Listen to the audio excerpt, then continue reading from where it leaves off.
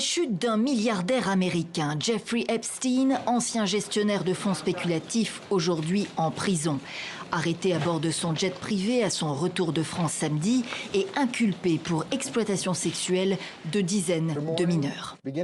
À partir de 2002, au moins, et jusqu'en 2005, Epstein est accusé d'avoir agressé des dizaines de victimes en les conduisant à se livrer à des actes sexuels avec lui dans sa résidence de New York et dans sa propriété de Palm Beach en Floride.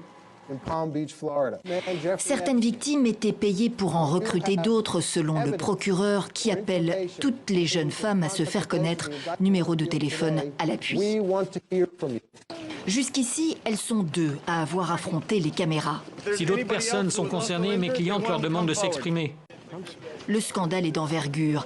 Il tient également au réseau de l'accusé qui fréquentait Trump et Clinton. Le premier avait fait état publiquement de son attirance pour les jeunes filles. Et la presse américaine a enquêté. Vicky Ward, une journaliste aujourd'hui au New York Times, explique avoir été censurée par un de ses chefs en 2002. Des témoignages avaient été retirés du portrait qu'elle consacrait au milliardaire.